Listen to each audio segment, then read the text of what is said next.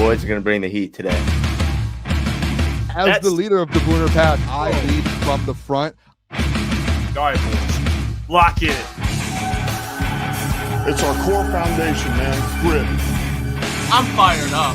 I'm fired the f*** up, boys. It's pumping right now. It's got my juices pumping, boys.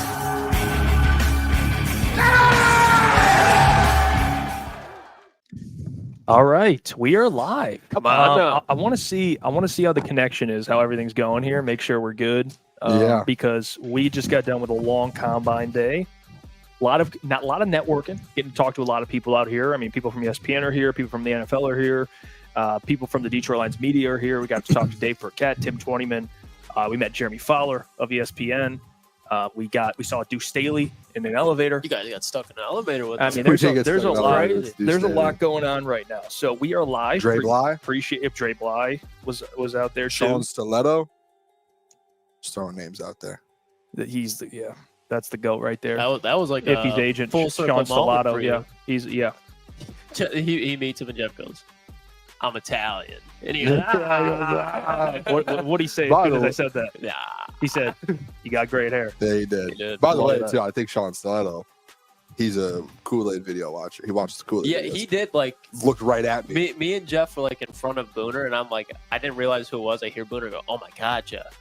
And when Booner does that, like Sean picked his head up and he's like waving down Booner right at me. He either thought you were someone else or he recognized you right away. Iffy. So maybe he's seen the Kool-Aid videos. What a day though. We've already. Dude, we got here at what time? 2 or 3 o'clock. Yep. 2 or 3. I mean, instantly. We're gonna be here for 4 days, and I said it's like Disney World for the NFL. Yeah, it's unbelievable. And so you're just walking around meeting people and. You were taking a video of the Starbucks and then a picture, and then Easy texts us. He's like, "Hey, Booner, that's Rick Spielman right in front of me." We had Jeremy Fowler behind us. You take a picture of the Starbucks. There's Rick Spielman. Then we're walking out the door, and Mina Kimes is right there. Yeah, it's crazy. It's a lot of people out here, man. Raheem Morris. John Lord says, "Where's your other crew?" Well, Caleb's actually dealing with the flu, unfortunately. Brutal and then timing. Mike's coming up tomorrow. Yeah. So we'll get those guys. Hopefully Caleb feels better. I feel bad for him. He was looking forward to being here, but we got a show to do. This is our NFL Combine show where we're going to talk about our takeaways today. We got to see the defensive tackles, the defensive ends, linebackers. So big day, at least for Detroit Lions fans, because they need defensive players. And you saw today too, Germ, no longer part of the Detroit Lions. Tom Pelissero put that out, so they save about $5 million there. So a lot of players that we saw today, a lot of them are going to be in the conversation. Tomorrow we'll see other position groups, but today we have a lot of guys to get to. Yep. I will say this, man, about the whole combine. It's always a great event. I mean, this is awesome. More than just the combine, because you can watch the combine from home. You can watch it televised. Yeah. This is a great place to go and network, talk to people, find out information, and just really get to know more people from the NFL world. So it is awesome. I will say, being at the combine and getting to watch these defensive linemen, there's a lot of guys that did not participate. There is a lot. Michigan men, lots Mason of Michigan men. They looked at me when they said that. Josiah Stewart did not participate. Honestly, not even just Michigan men. I mean, it was like the top 30 picks in the NFL draft, potentially. Like, Walter Nolan did not participate. So there was a lot. But I will say we'll start with some guys that impressed us. And then we'll get to some guys that maybe did not impress us. Go on. I just want to say too, being able to see it. I know, like on TV, you're able to, the sizes of guys, and you're able to see how fast they are. Like you know the measurables, right? But like when you get into person at the stadium, and then there's some guys, and I kept saying it to Klotz on certain guys, to where you have, and I think it's the same thing with some of these GMs and stuff. But being able to see them in person and what they can do, and once you see someone kind of performing up close, like there's guys, Klotz, like, I mean, I was like, this guy looks way smaller than he should, and he's listed at this, and obviously they measure, but like the weights and all that, and when you see like the bend in person, like some of these drills they do, you see the guys bend. Being able to see it in person is completely different, in my opinion. Than like what's his name? Who's the guy that I was just drawing a blank? Who's the guy that we all hated? Shamar Stewart. Shamar Stewart. Oh, he's the biggest dude in the world, and it's like you hear. Keep talking. No, you're good. You hear about the measurables. You hear all of that. But the only thing about it is, once we get there and we're like seeing him, it's like, what did I say to you boys right away? I saw Shamar. I said, that's Myles Garrett. Like, he is the size of Myles Garrett. And then as soon as I said that, up on the big screen, they put up a comparable to Myles Garrett, and all of his measurables were the same. So I think, obviously, we're going to go over a bunch of players and stuff. I just think the main thing, though, being able to see these guys in person, it's like, okay, now you get to see like some of these guys, what the hype's about. Some of these guys who are hyped, they're actually smaller than you think, and it's pretty cool. Yeah, it's a different dynamic. Like, you get a perspective for what these players actually are, because you see some of these players who are really hyped up, and you're like, okay, and this is where the combine can be very persuasive, whether it's for good or bad. You see a guy that's given you 10.5 sacks and was a national championship at Jack Sawyer, and then boom, we even talk about with Jeff, where it's like, I'm still very high on Jack Sawyer, don't get me wrong, but Jack Sawyer goes out there, like, damn, Jack Sawyer's kind of skinny. Like, Jack Sawyer needs to put on weight. So it's kind of like an eye-opening experience, because you see that, and then you see guys that you see the names, you haven't watched the film, but now you're watching on the combine. You're like, okay, who the hell is that? Because as of right now in the combine, again, I'm not saying overall, but at the combine, there's some prospects that look better than these blue chip guys that are supposed to be day 1 or early day 2 picks. And you're seeing guys that are supposed to be late day 2, day 3 guys that are really making a name for himself. So it's interesting to see how all this kind of plays out as far as the contrast from regular season, off-season combine, and then how we'll lead into the draft where all this hype kind of levels out and it actually lands.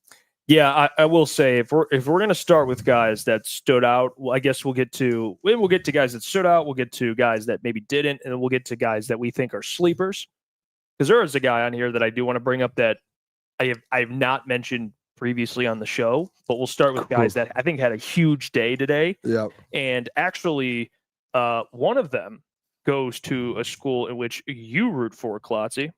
Would be Tyleek. Yeah, he had Tyleek, the defensive tackle. Yeah. Let me see where. Let me check. Tyleek Williams. Yeah, Tyleek Williams, the defensive tackle. He had a big day today. And the 40 is one thing. I mean, yeah, you're going to judge guys running straight line speed, but a lot of the other drills that they participated in, you're looking for fluidity.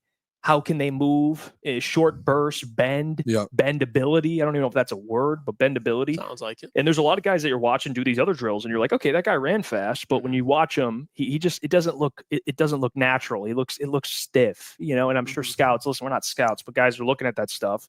And I think Tyleek had a pretty impressive performance today from the defense. We'll start with the defensive tackle group. I thought Tyleek stood out today. Big time. Yeah, I like Tyleek a lot, and somebody that I've been very familiar with just because of where they went to school, but I really didn't take him that seriously just because I've seen the Quinyon Mitchells, Kareem Hunt, Deontay Johnsons. Like at the University of Toledo, when there's a guy, usually you watch the film and you're like, yes. But when I watched Darius Alexander today, he was one of the more athletic defensive tackles, and he's a guy from Toledo. Yep. He's a rocket now, baby, 419. And when you watched him, I mean, he is a lot more athletic than some people think. We were watching Derek Harmon, who I'm sure we'll touch on a little bit. Everybody's seen that, though. I think Derek Harmon, when you see no Walter Nolan participate in the combine, most people that think, okay, Derek Harmon's going to separate himself, look like the number one guy. And there's a couple guys that are kind of keeping up with them. But I think Darius Alexander was definitely one of them. He ran a 4.96 40, then ran a 4.03. And again, when you look at those 40 times, you're not looking at, defensive tackle ran a 4.96. You're looking at that 10-yard split. And when you watch Darius Alexander compared to some of the defensive tackles, Jeff, we were talking about, let me find the name of it because I was on his case the whole time. Hold on real quick. I think I know who you're talking about. Yaya Black, defensive tackle out of Iowa. I was watching him, and I was like, there is no way in hell would I be okay with the Detroit Lions taking this guy with the first 4-round pick because he just couldn't move. Like, he was a solid producing guy, but when you're going through these drills, you can just see kind of the agility that some of these guys have, the balance. You brought it up, Jeff. Like, you're not going to see the tackling that these guys have, but if you're one-on-one in the open field with Saquon Barkley and you are not looking good in cone drills with your balance, your agility, everything, I think it then applies to the field. But when you look at guys like Darius Alexander, fluidity, balance, quick feet, he had it all. He played at a max school, but when you can go out there and light up the combine, now you're going from potentially late day 2, early day 3 to he definitely boosted his draft stock up where he can be middle of day 2, beginning of day 2 because Darius Alexander is going to go, or he's going to go way earlier now after today. He looked good today. He did. Mm-hmm. Yeah, I mean, I think out of the defensive tackle group, I mean, we didn't get to see Riley Mills. He's still banging. A lot of it. I thought Jordan Phillips didn't run, but he was out there and he looked good in like the individual drills. Like he's a big dude. Yeah, He's a big dude what? and he's athletic for his size. It's like, how is this guy moving like that? So I liked him. Derek Carmen, boys. Yeah, Derek Carmen. I yeah. kept bringing him up and like his side. Like he looks like he is just an athletic defensive tackle. I think I said to you, well, it was Derek Carmen. I think he does look a little like undersized, not like short. Like he looks tall. That was one of the guys that Jeff keeps going. Why do you keep saying this guy looks small? I was like, no, he like his weight. I don't know what he weighed in About at, 310. but you could tell like standing 315. with all the other defensive tackles, he looked a little bit more skinnier. And then that's a thing to where it's like, hey, once you get into the NFL, you get a year in, you start adding weight, get 10 pounds, 15 pounds, and the athleticism and the size that he is, no one's stopping him. And he's so smooth with everything he does. I thought Derek Harmon today, he wasn't the best, but he had a pretty good performance today too. Are we going to ignore the best defensive tackle on the field today? I thought that's who. Are we going to ignore the thought- best defensive tackle on the field today? I was Yeah. lining it up too. Ty Robinson. Yeah, he was. Ty Robinson from Nebraska. I tweeted it out a bunch, so if you follow me, you would have seen it. But I mean, Ty Robinson, what did he run? He ran a 4.83. It was the fastest out of all defensive tackles. 40. Such a big guy, and he's huge in every single drill that he did. And I think, and here, I'll pull it up. I'm not going to pull it up for the people, but I'll just pull it up here, just on my end, so I can read it off. His RAS score, his athletic score, highest. I think it's like, hold on. Let me pull it up. Oh no, that's Shamar Stewart's. Where's Ty Robinson's RAS score? it was incredible. He tested very well. I'm gonna pull it up athletically. here. Give me 1 second. And the production was there at Nebraska. There it is. I mean, Out of 10, a 9.91. He's 6'5", 288. 40-yard dash, a 4.83, the fastest there. 20-yard or a 10-yard split, 1.71, which I think was the second fastest, tied for the second. 33.5-inch vertical. Like, dude, this guy, Ty Robinson, if you get him, and he's gonna end up, honestly, when I think I drafted him week 1, when I say, hey, this is a Booner guy right here. When I had drafted him in the mock draft, I think I got him in like the 5th round, 6th round maybe. I don't think there's a chance after today. Those are those guys who you're like, when you look at it, you're like, all right, there are only a handful of guys who can go into the combine and push their stock up and like really move up the board. This is a guy who like took advantage of that, and he goes in there.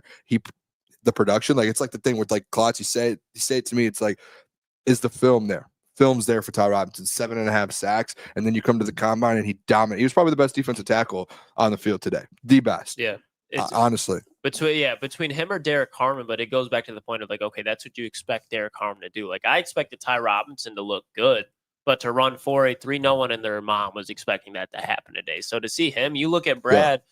Not saying that Brad values the RAS score and that's how he makes his pick, but a lot of times if you look at the RAS score, they're usually off the charts like that. You look at Jack Campbell. If you look at Brad Holmes over the last few years, I think the what is it? The big I got a spreadsheet it's in the pudding. Proof's in the pudding. Yep. Brad Holmes loves guys with high athletic scores, and he was probably the highest graded defensive tackle when it comes to that. And Jeff, I remember that last year during the combine. Mostly, draft, by the way, to add to that point, most of the time when he does value high RAS scores, because he does in general, but usually, except I think Broderick was a low one, but the measurables, obviously, he felt good about. It's usually defensive linemen. Yeah. So, and linebackers.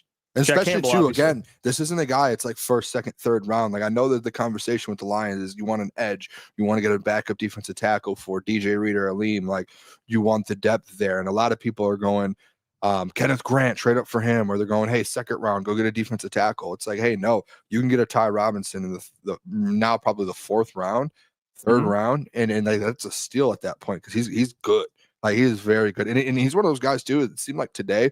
Like he would, like every time they would go to a different drill, he was at the front. Like he's running. There was I'm not going to actually say the guy because it's your guy when we talk edges, but I know we're talking defensive tackles right now. Yeah, let's stick on that because I love seeing that at the combine. I want to bring up so Derek Harmon. That's someone I've really liked today. He had some ups, he had little downs, but still, he's someone that I really do like. Still, I think he's more of a 2nd, 3rd round guy. Yeah. So if the Lions are interested, I wouldn't mind it. I also really like, and I think the chat can get with me on this, is Deion Walker. I've got to see him up close. It's like a very unique build. He's a fucking mammoth. You can start with that. It's like he's 6'6", 300 pounds. He's got like long legs. Yeah. He moves, he's obviously 6'6", being that size. It's not like he's got this crazy bend. You know what he is. Yeah. Like he is 330. Yeah, 330. I really like Deon Walker because he's already proven that he can get after the quarterback. That's already been proven. And that's what I really do like. I think today, the combine, and for people that, I always say this, combine you use to confirm information you see on tape. But the combine, when you watch guys, it might make you go back and watch the tape. Yep. Because if a guy goes to the combine and he flies, you're like, well, maybe I got to go watch this guy on tape again. Like, he's much faster than I thought he was, vice versa. So this isn't like, oh, this guy had a good combine, Lions should draft him. But Deon Walker, man, it was nice seeing him. It's nice to see guys like in person, like a guy that big, just to see him out there. Oh my gosh. And I had Deon in my second, by mock draft 2.0 in the second round. And I still stand on that. He's probably one of my favorite players, at least defensive tackles, especially this draft. So that'll be interesting to see what happens there. That's going to be this defensive tackle, like this crew. I don't know. We didn't get to see everyone. Yeah. But I mean, they're like, if you look at the defensive tackles and the edge, put them together, like this defensive line class is unbelievable. Because there were so many guys today who didn't run the 40, and then also so many guys who just sat out completely and who were just there to watch. And it's just like when you like the guys that sat out, there's like 5, 6, 7, 8 dudes that are going to go in the first round, and they're all sitting out edge and defense tackle, and it's like, and the guys you're watching are at that level too, and you're like, this is crazy. Like, yeah, seeing how some of it goes down. Is there anybody else? Just because I thought some guys are like honorable mention because I don't think they're going to raise their tackle wise. Yeah, there was 2 guys who I thought didn't really necessarily raise their draft stock that much, but they didn't let it sink whatsoever. And one of them, the Lions met with them yesterday, and Jamari Caldwell, defensive tackle out of Oregon. Again, he's not going to – I couldn't tell you what Jamari Caldwell did on tape. I know the Lions met with them, but when you watched him run, big boy, guys. Like 5'17". Yeah, and big boy, he's kind of shorter, so you can see why he doesn't have all the intangibles. But when you watch him run the 40, when you watch him go through his agility drills, big athlete. Again, didn't run the fastest 40, but you're looking at those 10-yard splits. How light is he on his feet? Does he look like a natural athlete? And when you watch Jamari Caldwell, the one thing it's the only thing I have on my notes about it. I don't have his 40 time or anything else. It literally says big athlete. So he's light on his feet. Another one, staying in the Big Ten here. I found CJ West, defensive tackle out of Indiana. Again, don't know too much about what he did on the field production wise, but you watch that man through the drills, 40-yard dash, 10-yard splits, everything. Tested incredibly well, so I think he could have moved his spot up a little bit. But between Jamari Caldwell and CJ West, both of those guys, I think, stood out a little bit to me as far as when they went through the drills, it looked like they knew what they were doing, very well coached, very well disciplined. So I like what those 2 can bring probably to the later to mid part of the draft. What about the Virginia Tech defensive tackle? Peebles. He was like 16 sacks. Yeah, that's what. That was him, right? No, it was not. That was a dude with a double last name, Boone. Yeah, I was thinking that the VT guy. I was like, man. Yeah, Peebles is interesting. These ACC. I mean, the offensive line in the ACC must have been terrible, unless the D lines are just crazy. I know multiple guys with 16 plus sacks in the ACC is nuts. So I mean, that kind of wraps up the defensive tackle group. There's some guys that stood out. Again, the edge group was very deep. Now it's kind of similar to what we were talking about with other defensive tackles, where they were not participating. A lot of edges did not participate today, but there were some guys that didn't do the 40 that participated in the actual other drills, the splits, the other individual drills. Yep. Like a Jack Sawyer, he didn't run the 40, but he participated, and everything else. Nick Scorton, same thing. You saw that a lot with these edges. What did you boys take away? Because Nick Scorton was a guy late day 1, possibly early day 2. Do you think the fact that, because again, I think he's a good player, doesn't have a lot of production. You watch the film, it's there. But he struggled, I think, especially outside of the 40. We saw the one drill where he lost both of his shoes, slipped over the bag, and it was ugly. He put a couple drills together where it just did not look good. And I think he's a better player, but he definitely underwhelmed at the combine. So do you think now he's going to be in a situation where he's probably more of a early day 2 than late day 1 type of guy? I agree with that. I still think I like him, but even looking here, a lot of people today, and this is kind of what you want to look at, especially a guy like Nick Scorton, who is like on the verge of, hey, he could be in the first round or at the beginning of the second. Yeah. I think you look a lot at like some of these, like, and as crazy as it sounds, but how is the feedback online?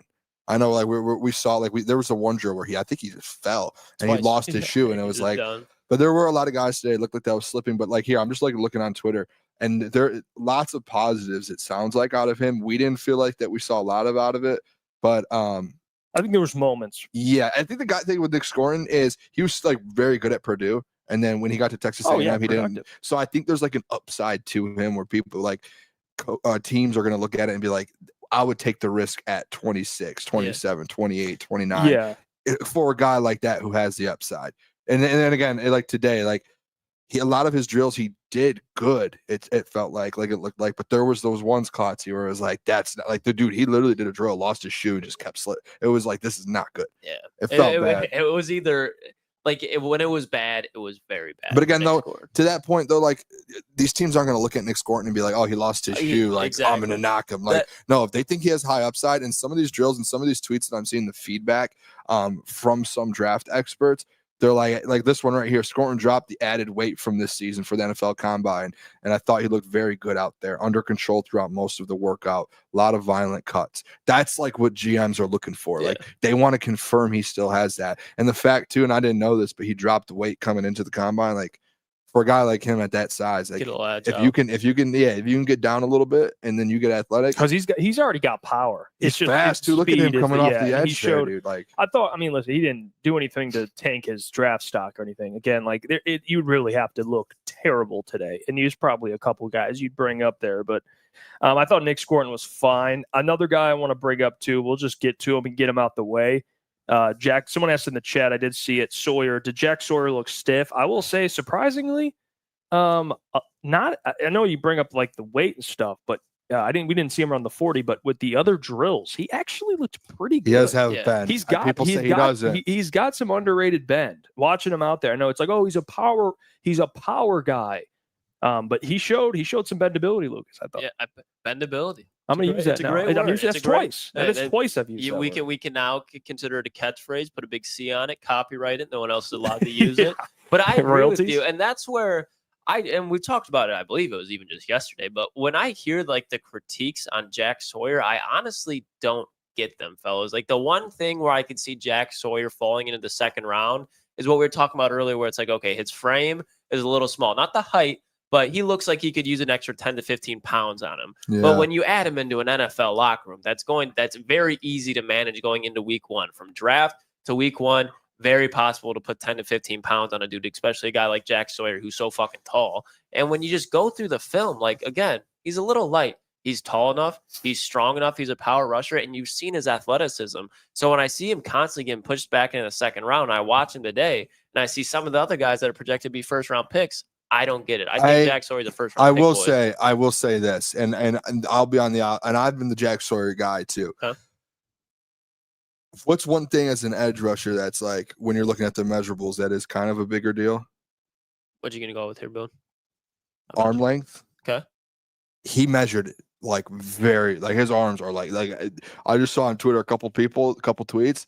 T-Rex arms are saying. Are we going to go down this Hutch route? They're saying, but there are guys going down the Hutch route. But Hutch is a little different. Let's not compare Hutch and Jack Sawyer. That's where it's like completely different. You cannot do that. But I do think there's a sense of like Hutch is on a different level than Jack Sawyer, where Hutch is able to use more athleticism, more power, quick, like everything Hutch is better at, and we all know that. No one's so the thing with Jack Sawyer is you're looking at those types of things. Hutch is able to combat that with all of the skill sets that he has. Jack doesn't have that good of skill sets as Nate Hutchinson. So there is like and that's where I would say, and then this isn't me being like but that's where I would push back a little today to where like he wasn't perfect in all of his drills. And when you do the measurables, like you would hope he would go in there and something like it's like with the guy that I like, and we'll get into it a little bit. But Donovan Ezeiruaku, like he's short, but guess what? His arm length is insane. And that's like as an edge rusher, all these GMs look at it toward that I could see after today. Like, again, if you're looking at a guy like dropping a little bit or not, that is something as an edge where people like GMs definitely look at measurements in that term, especially when you don't have that skill set as like these high end. Let me play devil advocate here, Boom, because I'm not saying what you're saying about wingspan is wrong, but when it comes to let's just use Jack Sawyer specifically, okay. I can't really think of that many weaknesses in Jack Sawyer's game. And then if you go and watch his schedule, went up against guys like Kelvin Bakes, is practicing against guys like Josh Simmons. Like he's gone up against elite offensive tackle, playing against Michigan. The Big Ten produces offensive linemen. arguably more than any other conference in the NCAA, and you watch a production, athleticism, size. Like I said, he could add some weight, but what is there that Jack Sawyer can't do? I agree with you on that part. Like that's where I do agree, and that's why I say like early second, late first. Like and again, my point isn't that he isn't like you won't see him go in the first. It's more so just like there's a chance after today, teams gonna be like, oh, we can get him at 38. We can get him at 40. So really nothing changed today. No. I still look at him like I'm just not like earlier. Like I would say like take him at 28. Like if the Lions pass on him and they try and get him with the second round and move up, I'd be like, okay, yeah, that makes sense because of all of the measurements today and everything. Like someone put in there, I can't remember who it was, but someone said he had the shortest arm span out of an edge since 1999 in the combine. And again, Clyde's like the film again never lies, but when you do look at those sort of things, like those are things as an edge rusher where it's like that can affect your game, especially at the next level, because you went up with Kelvin Bakes here and there, but there are times in the Big Ten where he's dominating, not going up against NFL level guys. Where in the NFL, it's every week you're going up against the best tackles in the world. Mm-hmm. Yeah, I think that's why I think it's interesting. I still like Jack Sawyer. I was going to say because if honest opinion, like I could give two shits if I'm being honest. Like if I'm a GM, I'm taking him. Like you know what I mean? Yeah, like, yeah. Just take if the time's right, but like those other guys, like all right, can we get to my guy? Yeah, go ahead. Donovan Ezeiruaku. He unbelievable. Like at 28, if you're sitting there at 28 and Donovan Ezeiruku's sitting there, or Jack Sawyer.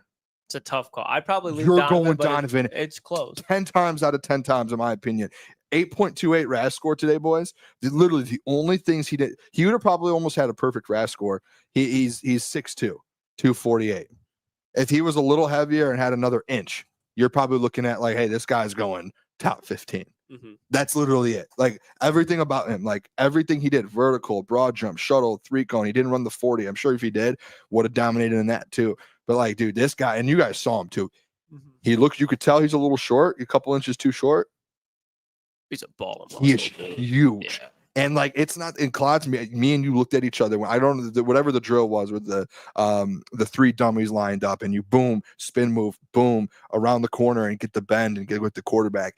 That spin move, it was so like right off. It was like the most athletic spin move you could have seen at a guy that size because he is stocky for his size. Like he is huge, and then comes off the bend like he's so low to the ground. It gets the. I think he honestly, boys, like I would be so happy if you get Donovan Ezeiruaku at 28. Like I would be fine just staying there, and maybe you have to move up to get him. But if you can stay at 28 and get him, you just got to steal in the draft, in my opinion. Whoever gets him, whether it's the Lions or not. He's going to be good next year. You know who he like if Lions don't move up, Boone, you know who's going to take him? Eagles. Nope. The Ravens. Ravens. Oh my gosh. I would say that he has Raven written all over him because and you go back and watch the tape too, like he's very solid he's elite at getting to the quarterback, which at the edge rusher position for the Lions, I think is most important. But he's even like, again, he's shorter, but what does that allow him to do? It allows him to get under big offensive tackles, pad leverage, and he can set an edge because he is very strong, very athletic. There's a lot of burst there. And like, I don't care what conference you're in. I don't understand how he's not been talked about more. The fact that he has 16.5 sacks. Like the fact that we just started talking about him, Boone brought it to our attention last week, I think is insane. Can we show this? Especially when you see some of the other guys that get compared to him that are considered lock first rounders. Like that's another guy where it's trying to find a weakness in his game. And it's only going to be to Booner's point. He's the ACC player of the year. 6'2". Yeah, offensively, defensively, or just overall? Defensive player of the year in the AC. Look at it. Like, and there was another one. He did that twice, and the first one was even better. It's just.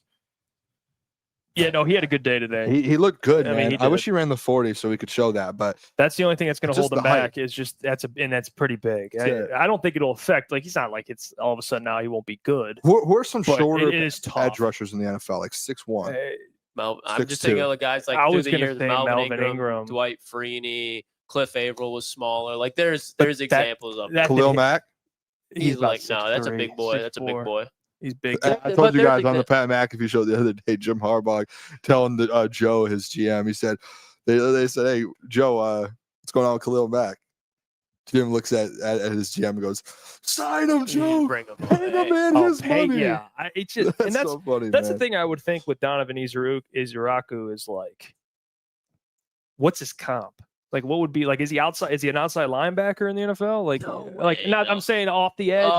Sam. Like, I think he's not. He can't just play. I think he's a scheme fit regardless, just because how athletic he is. Like, what? You know, What do you think like a fair comp for him is? Player wise, That's where it gets tough. Like Hassan Reddick. no. It's a good question. I'd have to like look See a if the little bit. chat That's where saying. I'd struggle with it. I It's like, I don't honestly, even know though, what he would he be like. Ryan a and the perfect Harold Landry. Possibly. Guys, that's He's not too Harold bad. Landry's kind of against the like run. Though, guys, I I think. wouldn't be surprised if Donovan next year, whether he's on the Lions or not, 8-sack guy next year, rookie year, right away. Okay, And you guys could put that at but you said how many sacks? 8, Oh my gosh. Okay, 7 and a, that's about 7 and that's a almost half, rookie of 8. the year based type stuff. I just, dude, it's to me. There's like a sense of class. We were talking about it with what's his name on Texas A&M? I keep drawing a blank. Shamar Stewart. Shamar Stewart. It's like there's a sense of like the middle ground of guys that have shown production of guys who have the size and everything. He doesn't have the size, but like testing and everything through the roof, even without the size. Everything he tested through the roof. Oh, mind you, go watch the film. It's all there. Oh, go look at the stat sheet. It's like all across the board. Boom, boom, boom. If there's one thing, oh, he's 6'2". Okay, figure it out. Yeah. He's like, are you a dog or not? He's a dog. Yeah. ACC Defensive Player of the Year for a reason. He knows how to, like, you don't think he was undersized in college at that level? Probably was, Yeah. right? So, like, especially when you go up and he against still had powerhouses. 16 and a half sacks. Let me So ask it's like you- he knows what he's getting into.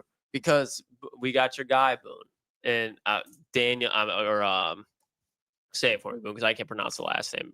Donovan Correct. Ezeiruaku? Yeah, Donovan Ezeiruaku, or another player that you fell in love with today that I still want to because I know We do we have to talked have You don't have to worry about size with him. this is kind of the carry out here. So Yeah. you got Donovan, but then you have Shamar Stewart, Yeah. who you were raving about, especially on the way back. If you had to pick one of those, guy that blows up the combine doesn't have production.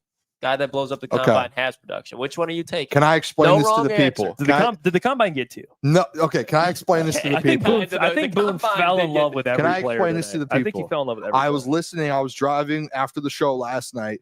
I had drove an hour to go so we can make this trip, and I can't remember who I was listening to. It might have been like Daniel Jeremiah or Rich Eisen. It was one of those shows, and they were talking about Shamar Stewart in the Texas A&M situation. Not just Shamar Stewart, but Nick Scorin. And when they broke it down, it started making a little bit more sense to me because our problem, and I was with you guys. I was like 1.5 sacks for 3 straight years. Like that's trash. Like that's not good. Like you want to see production. But then when I start listening to these guys like Daniel Jeremiah, who have these conversations with these DCs and these college coaches, what they break down and they say is the scheme for the last few years, even with Jimbo Fisher and with Mike Delco. I think it's Mike Delco, correct? Yeah. And Mike Delco is run first, and they never obviously they can rush the quarterback, but like even on 3rd down, 2nd down, 1st down, it's always, hey, run stop is the first main priority, and then you can get the pass rush later.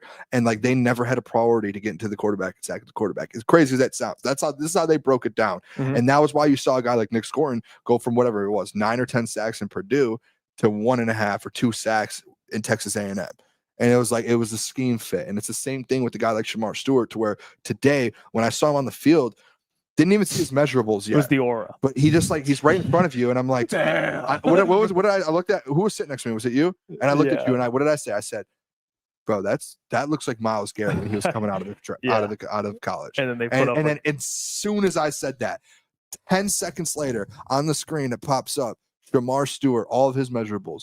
Myles Garrett, all of his measurables in the combine. And I was like, there's no way. And then I start thinking about this. I start thinking about the video that I watched last night, and I'm like, I'm not going to sit here and put my foot down and say he's going to be a 15-sack guy like a Myles Garrett. So what are you saying? But I think wanna this hear guy, this. honestly, I know those sacks is tough, and I was one of the ones with you guys saying, hey, 1.5 sacks for 3 straight years is brutal to see. But a guy that is this big and tests this good, you can't ignore it. Like you can't. Listen, his RAS score, again, we take that to heart here in Detroit because Brad Holmes loves his athletic scores. Correct, boys? Yep. His RAS score, 9.99 out of 10. It is It the got third. updated to a 10 out of 10. 10 out of 10. First Okay. ever. First ever edge rusher to get 10 out of 10. it did. First Player ever. ever. First player. Or whatever it is. Yeah, before it was a 3rd all-time edge rusher out of all the. So, like, to me, it's just like, hey, it's there. Now, this is my argument. You putting them in the right system, it might not be the Detroit Lions, but you put them in the Baltimore Ravens, You put him in the Kansas City Chiefs. You put him on a Philadelphia Eagles defensive line. This guy's going to go produce. And then everyone's going to look at it and be like, oh, he only had 5-6 sacks in his college career. Why is he getting 12 sacks here in the NFL? So you'd be okay. You're cool with that 28 pick for Shamar Stewart. I would take Shamar Stewart, if he's there. I don't think he's going to be there. I mean, he's going to end up being top 15. I think he's the most 20. interesting player in the draft. Great. I do. That's probably what I would That's use. great.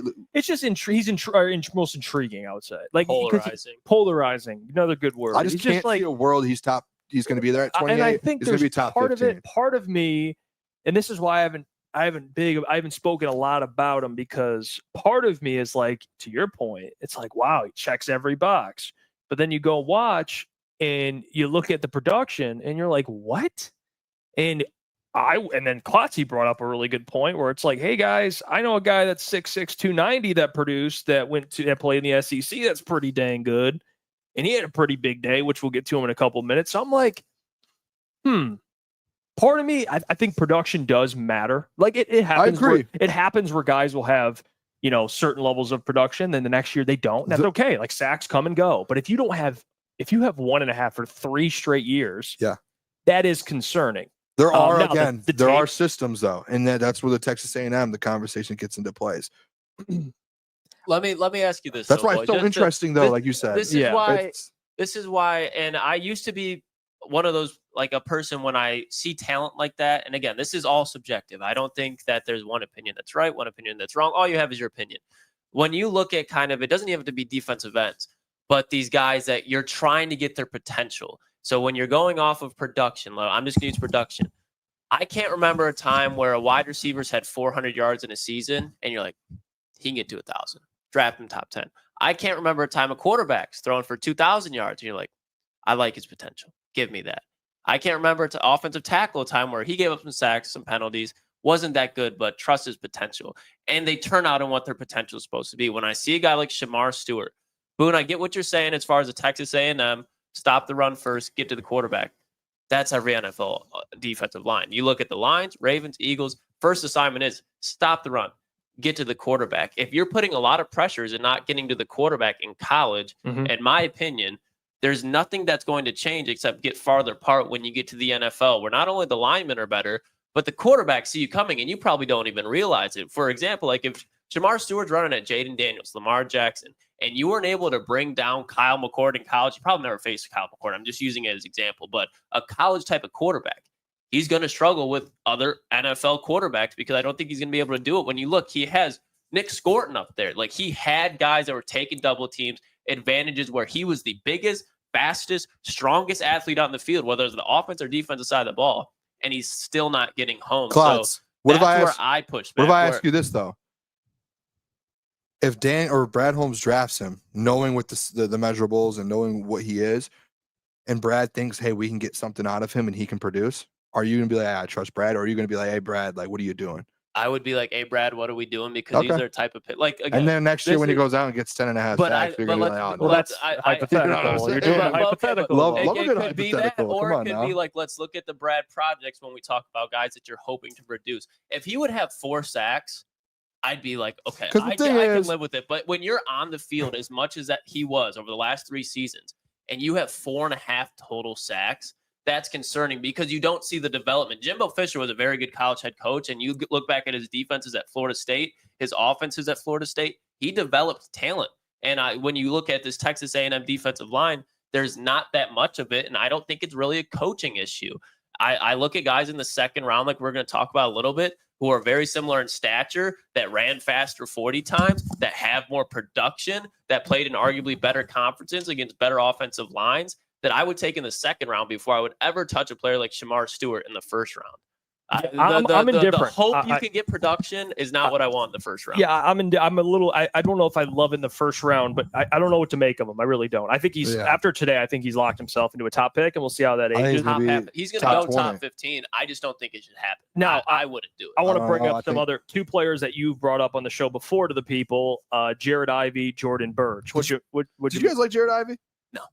That was a little shocking. I didn't hate it. He just looked stiff. Yeah, that was shocking. It just stayed the same. Like I think he probably was. That was shocking. A late day 2 guy. Wonder how he probably tested. still around there. But Jordan Burch, on the other hand, that's where it's like, okay, Brad, we watched a guy like Very good. a guy like Derek Harmon, and Jeff was like, he could be a line. Like if you take Derek Harmon, Oregon Duck, defensive tackle at 28, you go in the second round, you get Jordan Burch, Oregon defensive end at pick 62, 40. I don't care. Jordan Burch is going to be a difference maker in this league. He's 6'6", but when you look at him, he's 290 pounds. You'd think he's like 6'4", 250. Because he's shredded. He does not look like a guy that weighs 290 pounds. He doesn't look like a guy that should run a low 4.7. He can run down a Josh Allen, and he can throw down a Josh Jacobs. Jordan Burch was somebody that I had on my Now Here's a Guy list that we do Tuesdays. And when I watched him today, again, I'm not saying he's just going to be flying up draft boards now, but it confirmed everything you thought about Jordan Burch being a second-round pick. And when the news is coming out about what happened to him during the season, he got hurt against Ohio State early on. And he never really recovered to be going back to full strength. So he was playing at 70%, 60%, 80% some weeks. Oh, yeah. And he still has more production than Shamar Stewart. And he's going up against Calvin Banks, Josh Simmons, the Big Ten offensive lines. And he's played in the SEC as well. So he's been a guy that transferred from South Carolina to Oregon.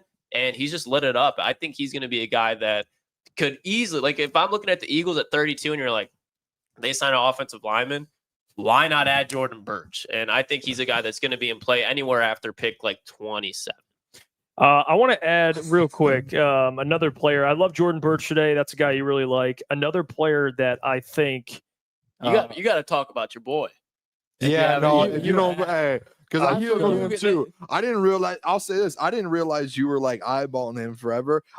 Look at that. I put a star like right away next to his name, and then I circled it, and then 10 minutes later, I look over at Jeff, and Jeff's on his phone looking him up, and I'm like, I started that, and you know what? I'll let you go. The one thing again, it was the same thing with who was it that I loved? Ty. Why am I drawing a blank? Ty Robinson. How Ty Robinson's like at the front of every single drill, just yelling, telling guys, like piping guys up. This guy was yelling with coaches, screaming, and you don't see that in the combine. This is our second year here. No, you see it once in a while. When you see those guys that are doing that, no, it's passion. And I'll tell you who played with passion. He just stood out to me. And I don't know if it was he had the 40. And then after that, I'm like, who is this guy? You know, he had a pretty good 40. Let me look him up. It was, and tell me, chat, please, if you guys have not heard of this player or you have. Ahmed Hassanein. Out of Boise State. He's 6'3", had 9.5 this year, 12.5 the year prior. I mean, he started playing football in 2018. He's from Egypt, and he came over. I think it was either a sibling of his, a family member of his, got him into football, and he started playing. And this dude can play ball. Yeah. He can play ball. How many sacks did he have last year, Jeff? Not the one that just happened, the 1 year before that. I'm sorry, what? 2 years ago, how many sacks did he have? Well, he had 12.5 and then 9.5. And I went back and watched while we're on the combine. There's moments of break, so I'm sitting here watching some tape on him. I'm like, let me look up some stuff. I want to see some stuff. The guy plays with so much passion, and he's out there looking at the Ravens defensive line coach who's lining everyone up. He's yelling in his face like, "Let's go!" You know, and the guys yelling back at him, "Let's go!" You could tell he just loves the game. He loves playing ball, and he looked really good out there. I don't even know where he's. I think he's like a top. I want to say on depending on the edge position or player, but he's probably going to go in the first 3 rounds. Yeah, I'd say round 3. Probably. I'll say today. He's today pushed him up. Like today, I do think like we say, hey, your stock can't rise that much in the combine, but a guy like him, it's not like the drills he was great at. I don't know what his 40 time was. Everyone was. He was like 4, like 8 or 9. When you're or something. Sitting there though, when you're sitting there and you have some of those 4.78. measurables, 4.78. yeah. When you he have ran some the same of those, time as Jordan Burch. when you have some of those measurables and you kind of test very well, and then you're also out there yelling at coaches in a positive way. Obviously, like you're out there like screaming, cheering guys on. He was at the front of every single drill. Like I don't know if you guys noticed, like he was sprinting to every. He's drill. Gonna blow. He coaches was yelling away, at everyone, man, and when they get to talk to him. Think about it. He's sitting there in front of the Ravens defensive line coach doing that. So like he notices it, and like if you don't think he's gonna go back to John Harbaugh and say, "Yeah, there's this guy that was working out at the combine." I'll tell you what. 3rd round, you use that pick on him, he's going to be a great he's going to be a great edge rusher. Shout out Caleb, he's in the chat. He says, glad you guys brought him up. Such a cool story, and he tore it up today. Yeah, I saw this too. Keaton said he was a top CrossFit athlete for Egypt before he got into learned football. English 5 years ago. Caleb said, yeah, it's crazy. You think about how one, intelligent you have to be, but two, like when we talk about athletes nowadays and like off the field issues, how dedicated you are to the game. There is a world of difference between growing up in the United States and growing up in Egypt, in the Middle East, regardless of where you're coming from. If you're coming from another country and you're coming to the United States and you're successful, chances are you work your ass off because it's been instilled in you. If like, I'm sure he's both hungry. You guys He's have met guys that like have come from immigrant families or whatever, and you watch them, they're just hard working fucking people. And you got that power, you got that athleticism. That's a Dan Campbell, Brad Holmes type of guy. And when you just watch him, like they showed, like Booner was saying, like he's going up to the Ravens line coach before the drill and he's clapping at the Ravens and they're replaying it on the combine. And if you don't think like Jim Harbaugh is sitting there like, oh, we're deciding we got to re-sign Khalil Mack, or what is that? Let's turn on the 12.5 sacks. Like that's somebody that I just think is just going to be around in the NFL for a long time once he finds a spot, because I'm not saying this is like I truly don't know. I don't know if he's going to be a 15 sack guy. I doubt it. But I don't know. With that work, he's going to produce. And he's going to work. Give you 4 years. He's going to work at the floor. He's going to get better. So I think that guy, just with his work ethic, you could see it when he just plays the game with passion.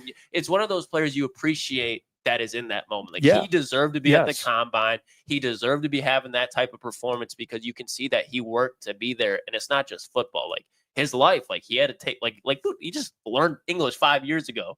Try to learn X and O's in football when hardly knowing English. Like you got to be dedicated to the game. I want to bring up our one because we got about 10 minutes here, and I think it's perfect to tie right into the guy who stole the show from the edges today. I mean, the guy actually stole the show athletically, and you knew he would test like besides Shamar Stewart, but the guy that we knew would test well because he's incredibly athletic. You go watch him on tape; he wins with his athleticism, which some people do look at that as maybe a negative because when you get to the NFL, everyone's like that. Yeah. Everyone's the same athlete you are, so it becomes a little more harder. But the weight thing I think is a little bit of a concern, but again, you can. I learned this from Emmanuel Forbes. It's not always possible to put on weight, but for certain guys, they can happen. So I'm not going to sweat it too much. But James Pierce, oh my God, he came out today and just blew everyone away. He had a faster 40 than AJ Brown. I mean, think about that for a second. Let that settle. Saquon.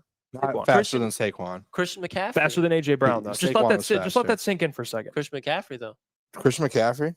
I didn't know that. Let that sit. A 4.47. That is crazy. I'm around 1-1. Probably a pro day. Probably. Oh, you said earlier today you said that. And you were like, maybe not at the combine, but Ahmed Hassanein ran like a 4.6. Derrick Henry ran a 4.54. CeeDee Lamb ran a 4.5 flat. Ahmed Hassanein 4.51. He ran a 4.47. And this is the reality of it, okay, guys. I've really liked James Pierce. We had the whole topic about Heisman candidates. I had Nico in mind, so of course your boy had to tune into some Tennessee football, and he always stood out. And I knew Tennessee had a good defensive line, but he stood out, like consistently. And he is crazy athletic. Talk about bend. He's got bend. The one thing I guess you'd look at is the rumors with the attitude problems. I'll say this about it, and I said this on the show yesterday. If you have a good culture, I don't worry as much about attitude problems like that. I don't think, and that's even really real. You could talk to coaches. They're going to find out stuff, but he'll be fine. I'm not worried about that.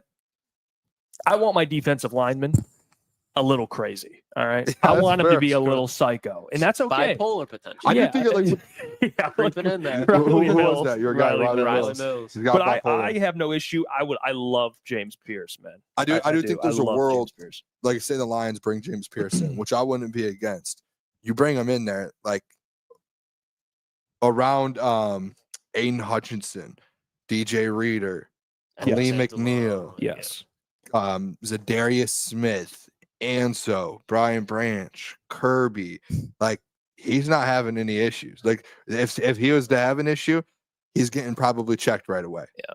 And what's his name? Casey, the D-line coach. Casey Rogers. Casey Rogers is going to check him. Like, they're going to make sure. Dan Campbell, Brad Holmes. Yeah. So I'm sure if they did interview him again, I don't know if there was a formal or informal with him with the Detroit Lions, but if they did, I'm sure they got their answer. And even if they felt like, hey, this guy can produce, but we do feel like deep down, like these issues aren't as bad as people are making them, and we can deal with them. I think, I mean, he honestly, Jeff, you're 100% right. Like he stole the show today. He was the best edge rusher He out made there. himself a lot. And it wasn't just like the 40; it was everything. I was just watching some videos of some of the drills he was doing, and he looks so fluid, and he makes it look so easy. Yeah, he does. And then it's like you're talking about the bend, like probably had like the most athletic and the best bend out there out of anyone, and the speed out there. Like, dude, I just saw a tweet, and they were like, this man should be playing wide receiver the way he moves. Like his footwork, it's not the footwork in the drills over the pads and stuff. It's like, how is this guy doing this at this size?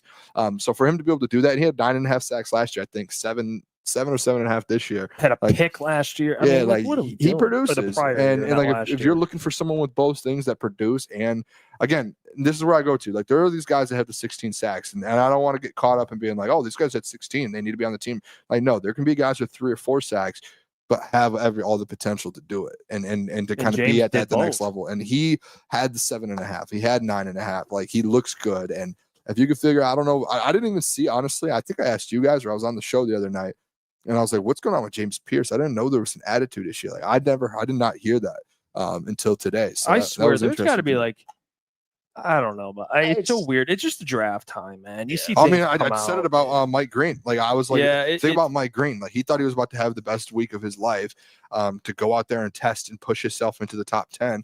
And then all of these, and obviously we don't know what's true, what's not. So I don't want to like say anything bad, but like all of these sexual allegations come out, assault allegations come out. Yeah, it's like, and you're like, that's supposed to be the best week of your life. And he was supposed to go to the top 10, and now he's going to ask those questions. And it's like in the draft, in the combine, everything can take a turn like that. Now, I want to bring this player up too, man. I'd be remiss. Jiair Campbell, that dude made himself a bunch of money today because I got to see him. We got to see early with the linebacker core. And he looks, him and also Barrett Carter out of Clemson. Yeah, the Lions met with him too. Oh my gosh, Barrett Carter, he's fluid. He looks like a DB the way he moves. Yeah, he looks like a DB. 3 interceptions, like 2.5 sacks, 70 total tackles for Clemson. I really like Jeremiah Trotter last year. Yeah, that was a guy playing right alongside him. Trotter's a little bit better of a pass rusher, but to your point, yeah, like it looks like he played safety at some point. Oh, yeah, he does. We see the Lions moving off Jalen Reeves-Maybin. We don't know what the future holds for Derek Barnes. So somebody like that, you definitely got to watch out. I'll tell you what, I'm in on Jiair Campbell. No, Jiair had a really good day today. I mean, he looked fluid as well. He ran like a 4.52. Yeah, 4.52, 2.84, 20-yard split, and 1.8 10-yard split. Those are all elite. 1.6. I read that wrong. Not 1.8. They're all elite. Height 6'2", 235. So he can. And that was one thing. He's tall. Like he looks like with the linebackers that were out there when they were kind of getting ready to go. They were like right in front of us. He looks tall. 235 though. That's a 5 out of 10. I think that's a little small for a linebacker. Yeah, a little bit. Especially a guy like Jiair, who Jiair in the conversation. I think I might have been with you, Klotzy. Was like you need him to come off the edge. Like that was his original position, was off the edge. And the best thing about it though, it's like, hey, he comes in a rookie. If you do draft him, add 15 pounds, 10 pounds. And I know that sounds like a lot, but like for a guy who's coming in as a rookie, guys like that you can do that. And like that was like literally, he was a 9.85 out of 10 in his RAS score. The only one that's not green is the weight. And he was a 5.8 out of 10. But that's fixable. So he's right in the middle, and he just needs to gain some weight. Get strong. Height you can't fix. What do you guys think of my perspective on this? Because I showed you guys that mock draft I did earlier when I was just bored as fuck late at night last year. Like I think Jiair Campbell should no doubt be a first-round pick. I just don't see how he would fit in what the Lions do on the defensive side of the football. Because when you look at what they like to do with their defensive linemen, 4-3. So those edges are big guys that can set the edge, stop the run, and they run that 4-3. So you got 3 linebackers behind him. So you're going to leave them out there. If you want to take an outside linebacker like that Sam spot, I'm okay with it. But don't do it before you have an obvious need at the edge, especially when you run as much nickel as they do. Because think about how much we see Brian Branch down in the box. 60% of the time, I think it is. And now you're taking a linebacker. Are you taking Anzo? It's a high number. Are you taking Anzo or Jack Campbell off the field? No. You know what I mean? I think your question is, and it's not the player that I don't like. It's the fit. And that's why I wouldn't take it in the first round over. To your point, it's if you look at the percentages, how much is he going to be on the field? I think me and Jeff were actually talking about this last night.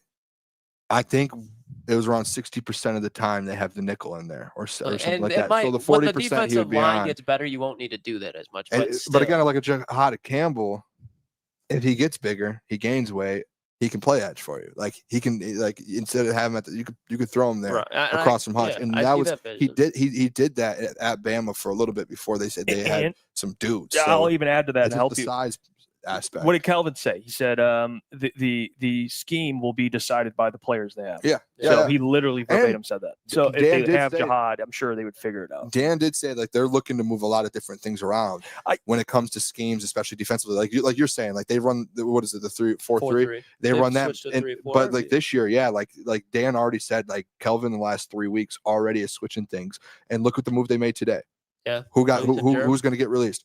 Jalen Reeves-Maybin. And it's like that's starting to see kind of the things. And I reached out to Jeremy Reisman about it, and I was like, is it a money thing, a player thing? And he's like, he doesn't even think they'll bring him back potentially because of like you're only going to save like $500,000 or $1 million. Like it doesn't really add up because he's already due like 2.5. It's just the money side. So it's like maybe it's something with the scheme that they're looking to change things up. And a Jiair Campbell, like again, they did interview with him. And what did you say as soon as that alert came through when we were in Lucas Oil? I think it was you, Klotz. You said they must have found a linebacker that they really love. And the first person that pops in my head instantly is like Jiair Campbell. And it's like that's to me, that's just how it goes. Like that's just what it is. I'll say with you, Klotz, I think where I'm at with it, even though, me and Spenny got into a discussion about it in our group chat. And my big thing was I love the player. I really, like you said, you love the player. Yeah. He's like a great if this player. was 2 years ago, like I'm a little I would have to see for me, I got to see what happens around 2 then, because let's say they end with like a Jihad and you maybe get your guy like Jordan Burch, lightens the sting a little bit. Yeah. No, it's definitely. You know what I mean? But what if that Jordan Burch is gone and now we're in a different situation? I got to see what you guys hate to hear this. Get that edge first. You guys hate to hear this, and I'm with you on the edge. I edge all day. I'm just going to say this, and we can move on. This will be the last of it. But I want to remind you guys. What's Brad Holmes's philosophy? Yeah, you are correct. Free agency, fill the holes, BPA in the draft. Yeah. BPA in the draft, if we're being honest, a Jiair Campbell at 28 is that. Honestly. You're correct. Either him or like, but your point, free agency fill. Free agency better get an edge then. 501st Legion, thank you for the $5. He says, until I see bench, I'm not 100 on anyone because trenches are a power sport first and foremost. Well, that's fair. I appreciate that. Can I say this too? Yeah. About the whole and this is just my thoughts. Okay. Was that a fart or a back pop that I just heard? What was that? I didn't know. I would have let you know. I thought that was you. No, I'm good. I would have let you know. The whole Brad, again, I think Brad Holmes, when it comes to drafting, he finds the best players. I think there also is something in that where he looks at fit. Yeah. Yeah. Like I don't believe that he doesn't look at fit at all. I did think that with the corners last year. I think there's a little fit in there. He said it just happened to work out where we needed corners, and that's his words, not mine. He just said it happened to work out, and I was like, they drafted Jameer Gibbs and Jack Campbell when they literally needed a linebacker and a running back, but they were the best players. Did they need a running back though? They had Swift and Demont. No, they had Jamal. Yeah. No. They had Swift and Demont at that time. Well, the player they like just him signed Demont and they still had backfield. Swift. They didn't get rid of Swift until after they drafted Jamar because they got Jamar. It's like think of it like something like I'll put it like this. You see what I'm saying here? I'll put it like this. Okay. I think just go. You go ahead. Okay, let's say a player like hypothetical scenario. Okay. Ashton Gentry's there at 28. He's taking him, right? One of the best players in the draft. No. Exactly. So I think there is a point where you have to look at fit a little bit. So it just think about that. No, you're not taking Ashton Gentry at 20. Or maybe he isn't. I'm an idiot. My thing is, and I think every NFL GM does it, is Brad contradicts himself all the time because there's times where it's like fit matters. I don't know if he contradicts himself though. And not every time, but there's okay, let's think about this. Like he's talking about scheme and fit, and we're talking about BPA. You can't tell me that Sione Vaki in the 3rd, 4th round is the best scheme fit you possibly have. No, that was BPA. He thought that was the best player available at the time. Don't tell me that fit matters. That's where I think it's Because it's he's a a give running and back take. safety. You had two. Now you have an All-Pro and a Pro Bowl safety, and you have a All-Pro and David Montgomery, if healthy, would have been a Pro Bowl running back, and that's who he's backing up. Again, I'm not saying I don't really like the pick right now. It's Sione Vaki because I don't see the availability to play outside of special teams. But that's where it's like, okay, Sione Vaki's not the best player available there. Do not tell me that one. I think you just like him. You want to make sure he doesn't fall. It's best player available in his eyes, but then the fit doesn't matter. And I think there's times where fit fits, and you could argue that there's better players available. We went too far down Martin, a rabbit hole with this one. No, I just wanted to make the point. I said I'm going to make honestly. this comment. I said I'm going to end it on this comment. And I said it, and then it just opened up a whole. Well, that was, I think, No, I wasn't even. I honestly like. I should have known this better. is bothering No. me. But keep talking. No, and again, like the way Brad does it, he does a great job. But I always love saying that. I'm like, okay, I get it. Sounds great. Like we don't factor in fit. We do best player. It's like, dude, everyone does a little fit. All right. Yeah, I mean, you still think about it. Last thing. Can I just say before, because I know we got to end soon. I'm sorry. I feel bad to the people. We're 8 to 10. We're only going 8:30, 9:30. We have things to. We have people to go. Yeah, we got to bounce here. We want to make sure it would probably be the same tomorrow. We just kind of do a recap because we want to get out there and shake some hands so we can help keep this thing growing. We're posting, like, especially like during the combine, more than like we really ever do. So if you want to see what we're doing, just look on our Twitter or social medias. Last thing I just want to say, the news that came out today with Myles Garrett. I'm just saying. They're going to lose those Browns. In the last 48 hours, it came out. In the last 48 hours, Brad Holmes said it's probably not likely. We get dunked on, or we almost get dunked on. And then within the next 24 hours of that, news comes out that Brad Holmes and the Detroit Lions reached out to the Cleveland Browns about Myles Garrett. No one got a call back because the Cleveland Browns are adamant on not moving off of Myles Garrett. Mm-hmm. And then within 24 hours, Myles Garrett and his team, they make a chess move and say, we will not negotiate a new contract with the Cleveland Browns. I don't want to be here. We're done. And cuts off the relationship essentially with the Cleveland Browns in the last 4 hours. How's that going for him, bro? And now, how's that going? What did I say yesterday, boys? There was probably a handful of teams, probably not the whole league, but there was probably let's say 3 or 4, maybe 5 teams that reached out about the Cleveland Browns or to the Cleveland Browns about Myles Garrett. Now that the Cleveland Browns know that there's no chance Myles Garrett is re-signing or extending, who do you think they're going to call first? The teams that reached out to them. Yeah. Who was that? Brad Holmes and the Detroit Lions. How about that? How does that work? Full circle. I mean, they're going to lose that fight. That's what we've been talking about. They can play hardball. You're not going to have leverage. You have leverage right now because he's under contract, but that's simply it. And silence that Browns. That is literally all the leverage. Browns don't care. They'll ride him out until the contract. That's false because if he doesn't end up starting to play, like they have 2 years left. There's 2 years left. But here's the thing. He doesn't care. He's made enough think about money. that. Think about that for a second. Okay, you're going to ride it out to the contract ends. Okay, he walks for nothing. I mean, you guys are idiots. You can go get 2 first-round picks. Yeah, I mean, that's just ridiculous. Are you going to win in the next 2 years? That's what they have to ask themselves. Are you going to win a Super Bowl in the next 2 years? Trade him because he's gone anyway. It's ridiculous. All right. And Full State Farm said, let's get over the Garrett situation. It's just updates. Brad doesn't do it. Oh, so you're telling me that the guy, Brad Holmes, who reached out to the Cleveland Browns about trading for Myles Garrett, he wouldn't do it? If the price is right, come on, Full Slate, be better. Don't fall for all those people right now that are out there trying to convince you that there's no chance. And the way I think you got to think about it as well is, this is where, again, it sucks the Lions season went the way that it did, but who are the teams that people are saying outside the Lions that Myles Garrett would go to? The Eagles and the Commanders. Where do they pick in the draft? Behind the Lions. So who naturally has more leverage in those teams? The Lions have got better picks, and so Commanders make more sense. You don't understand that because of the money.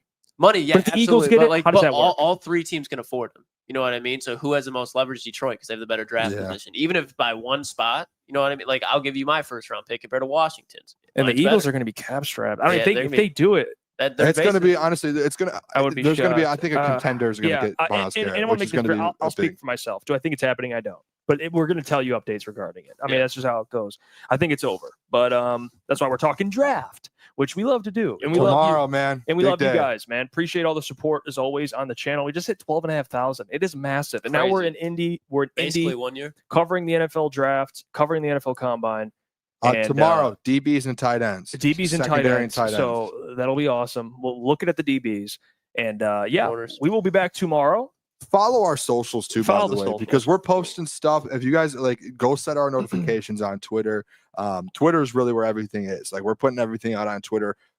40s, interviews, everything that we're getting, we're putting out there. So make sure you guys go follow social media. Yeah, very blessed. We are here. I mean, look at the setup from last year. We just watched it. You guys, and by the way, like Coach Walk with the big donation last year in the chat, Yeah. all you guys that are tuning in right now that were watching that stream or on a That was couch wild. using a laptop.